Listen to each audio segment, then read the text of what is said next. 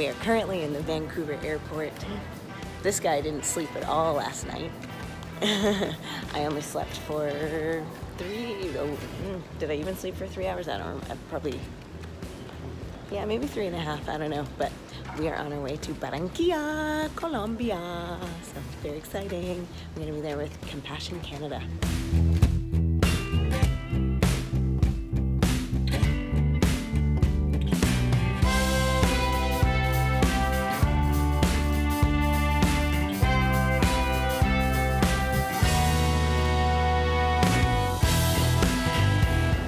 Well, we made it to Colombia, our first stop, Bogota. And we were late for our last flight, so we had to stay over. Yes, we're staying overnight now, and we're going to Barranquilla tomorrow. Yep. Okay, so day 2, I literally got 0 hours of sleep last night, and the night before I got 3 hours, so today should be interesting. We had a flight delay, and so it is just after 4 a.m. right now, and we're about to get our final flight to Barranquilla.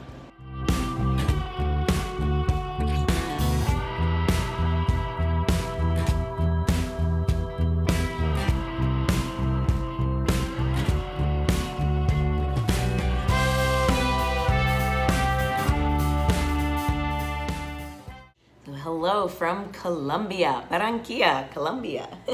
We just finished our second day here, but we'll tell you a little bit about the last 2 days. Actually, we'll tell you about the first day right now.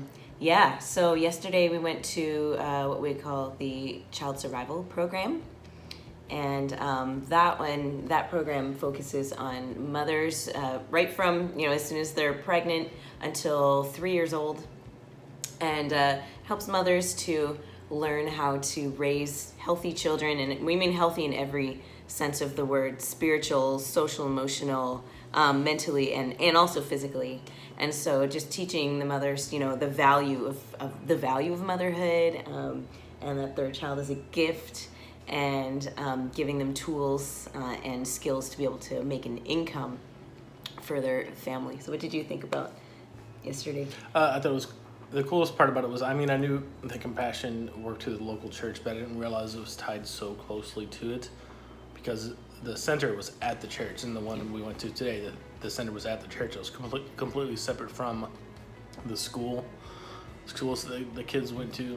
So it's really awesome to see the volunteers. I don't know if they're volunteers or the employees or whatever it is for the local Compassion, like whatever their outposts or whatever they call it is.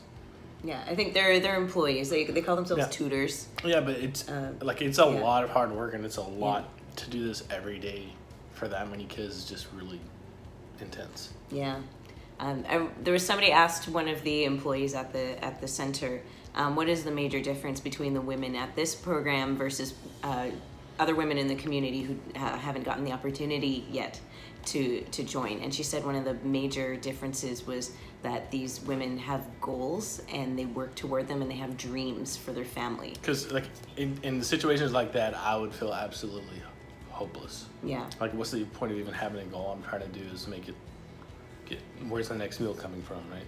Yeah, so rather than just trying to survive to tomorrow, they're starting to dream about the future, which is super exciting, and it's because they know, I have value, I have worth, God knows me.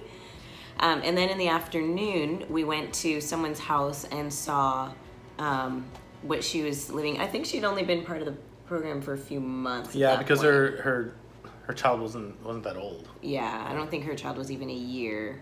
And she had several kids, but this was the first one. 5 kids? 5, yeah. And this was the first one that got to be part of the program. And it really struck me when we found out about the different levels of society. And this lady in the area where she lived, it was considered to be 0, because they had 6 levels. Yeah, from 0 to 6, and she was considered 0 because she lived in an area with no running water, no electricity, and if that wasn't bad enough, it feels kind of hopeless, but you're doing your best and Compassion's helping. But then we found out that 2 or 3 months out of the year, she lives right by the river, and her house floods with 2 feet of water every year. Yeah. And she has to watch out for like snakes and animals and things like that with Yeah. her kids. So. Yeah, so she's really dealing with some very tough situations. But she said through joining Compassion that she's learning a lot. She's learning about how to raise her child, and she's learning about God. She's getting hope in the midst of her in the midst of everything that she faces. And so it was neat to see someone that society would say you're zero, but God says you're priceless and I love you. So so that was day one.